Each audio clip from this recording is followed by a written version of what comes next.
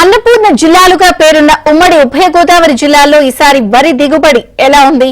పంట దిగుబడిపై రైతులు ఏమంటున్నారు?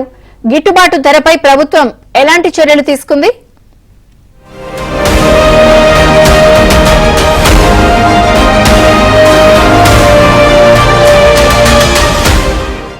ఏపీలో వరి దిగుబడి ఎక్కువగా ఉండడంతో ప్రభుత్వం ముందుగా నిర్ణయించిన లక్ష్యాల కంటే అదనంగా ధాన్యం కొనుగోలు చేయాల్సిన పరిస్థితులు ఏర్పడ్డాయి.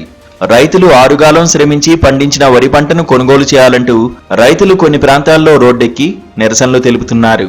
ఈ పరిస్థితుల నేపథ్యంలో ఏపీ ప్రభుత్వం స్పందించి రైతు పండించిన ధాన్యాన్ని పూర్తి స్థాయిలో కొనుగోలు చేస్తామని ప్రకటించింది. తూర్పుగోదావరి జిల్లాలో తొలుత 2.50 లక్షల మెట్రిక్ టన్నుల ధాన్యం కొనుగోలు చేయాలని లక్ష్యంగా పెట్టుకోగా రైతుల నుంచి వస్తున్న డిమాండ్ నేపథ్యంలో లక్ష్యాన్ని 3.30 లక్షల మెట్రిక్ టన్నులకు పెంచారు.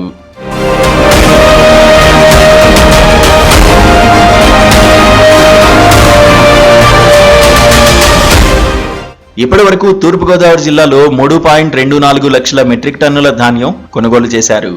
అంబేద్కర్ కోనసీమ జిల్లాలో 4 లక్షల మెట్రిక్ టన్నుల ధాన్యం కొనుగోలు చేయాలని లక్ష్యంగా పెట్టుకున్నారు.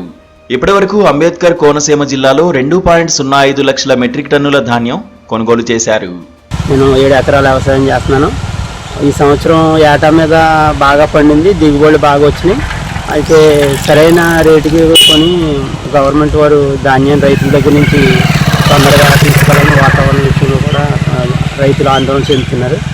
ఈ సీజన్లో వరి దిగుబడి ఆశాజనకంగా ఉందని, ఎకరానికి 5 నుంచి 15 బస్తాల వరకు వరి అధికంగా పండిందంటున్నారు రైతన్నలు.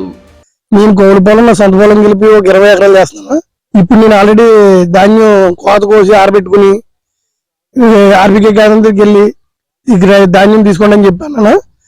ఆర్బీకే కేంద్రం వల్ల ఆల్రెడీ 300 కాటా కొట్టి మిగిలిన దానికి టార్గెట్ అయిపోయింది అంటున్నారు.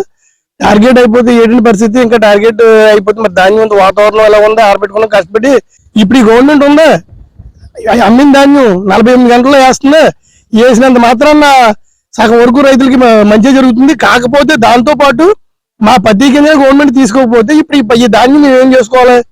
ప్రభుత్వం వరికి గిట్టుబాటు ధర ఇస్తుందని, పండించిన ధాన్యాన్ని పూర్తి స్థాయిలో కొనుగోలు చేయాలంటున్నారు అన్నదాతలు. అయితే ప్రస్తుతం ఉమ్మడి గోదావరి జిల్లాల్లో వర్షాలు పడుతుండటంతో రైతులు లబోదిబోం అంటున్నారు. ధాన్యం ఇంకా కల్లాల్లోనే ఉందని, ధాన్యం రాశులు తడిసిపోతున్నాయని ఆవేదన వ్యక్తం చేస్తున్నారు. ప్రభుత్వ లక్ష్యాలకు అనుగుణంగా అధికారులు సకాలంలో ధాన్యం కొనుగోలు చేయాలని డిమాండ్ చేస్తున్నారు.